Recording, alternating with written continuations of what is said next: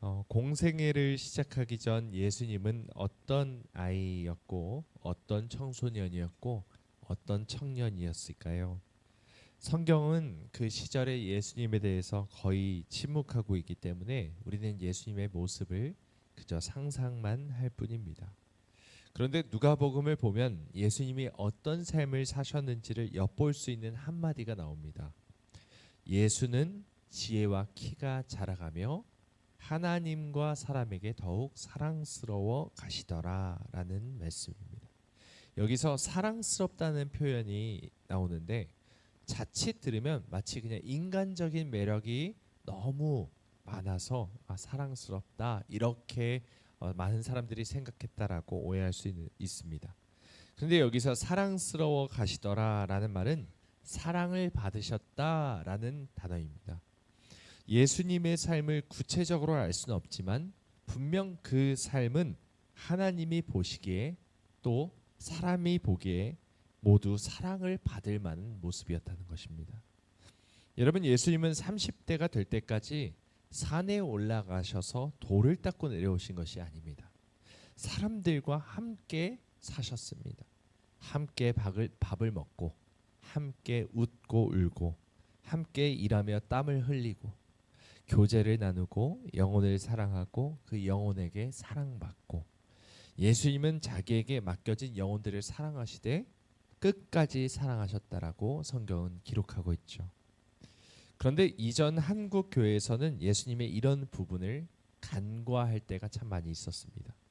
제가 초등학생, 중학생 때 부모님과 함께 기도원에 쫓아다닐 때가 참 많이 있었는데 그때 항상 기도원에서 강조했던 것들이 있습니다. 방언 받아야 된다. 방언 받아야 된다. 아마 여러분들도 많이 들어보셨죠. 일명 은사주의입니다. 많은 목회자들이 하나님이 주시는 은사를 사모하고 간절히 바라면 주신다라고 가르쳤습니다. 물론 틀린 건 아니죠. 하나님께 간절한 마음으로 구할 때 하나님께서 주실 수 있습니다.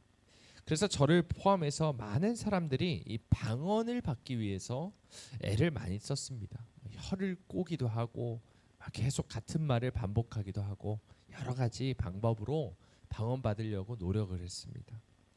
방언이 잘못됐다는 것이 아니죠. 은사를 사모하는 마음 자체도 잘못된 것이 아닙니다. 문제는 마치 그것만이 전부인 것처럼 생각하며 맹목적으로 믿는 그 믿음이 교회 안에 파다했다는 것입니다. 그러다 보니 교회 안에 여러 가지 부작용들이 발생을 합니다.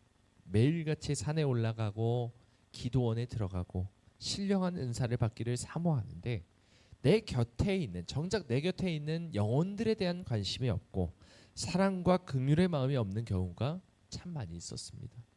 교회 내에 파당을 만들고 뒤에서 수근수근하고 목사나 직분자들을 욕하고 내 마음에 들지 않는 사람들을 욕하고 교회가 서로 싸우고 분열되고 갈라지고 서로 찢어지는 일들이 한국교회에 얼마나 많았는지 모릅니다. 은사를 사모하면 무엇을 합니까? 사랑이 없는 경우가 너무 많이 있었는데 말이죠. 우리 오늘 본문 말씀 중에 본문 말씀 말고 13절 한번 볼까요? 13절 말씀입니다. 13절 읽어보겠습니다. 시작. 그런즉 우리가 다시는 서로 비판하지 말고 도리어 부딪힐 것이나 거칠 것을 형제 앞에 두지 아니하도록 주의하라. 아멘. 여기 13절 보시면 다시는 서로 비판하지 말라라고 말씀합니다. 다시는 더 이상 비판하지 말라. 이제는 다시는 이런 죄를 짓지 말라라고 말씀하고 있고요. 뒤에 보시면 또 남을 걸려 넘어지지 않도록 각별히 주의하라고 말씀을 하십니다. 그런데 한국 교회가 이 말씀을 너무 가벼이 여겼습니다. 방언을 1만 마디를 하고 예언을 하고 통변을 받고 산을 옮길 만한 은사가 있어도 영혼을 향한 사랑이 없으면 아무 소용이 없는 것 아니겠습니까? 결국 이런 잘못을 반복했던 한국 교회는 세상 사람들에게 조롱거리가 되고 여러 가지 교회가 이렇게 잘못했네, 타락했네 이런 소리를 듣는 지경에까지 이르게 됐습니다.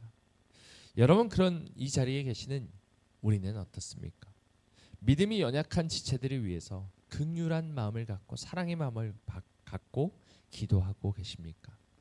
아니면 어떤 자를 못마땅하게 여기면서 험담하거나 비판하고 계십니까?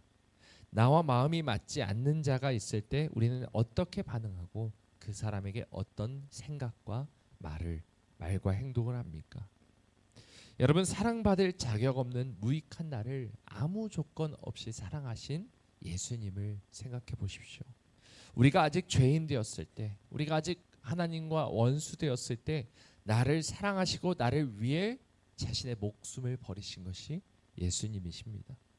그런데 우리는 왜 아직도 남을 판단하고 있습니까?